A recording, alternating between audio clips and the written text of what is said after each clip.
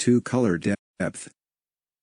Access chart, select setting, and click on S57C map arcs.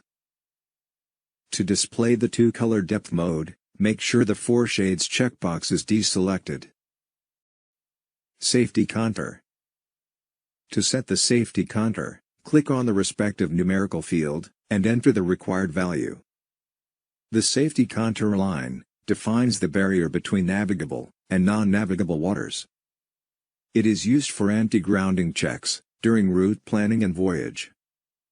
Note: the contour lines are limited to specific intervals.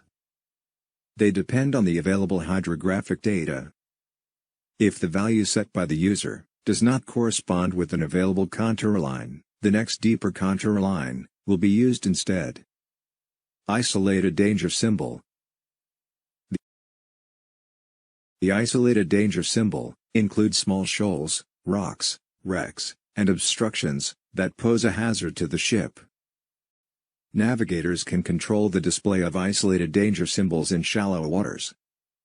To do this, select or deselect the shallow water dangers checkbox. This option is beneficial, especially when navigators have to cross the safety contour.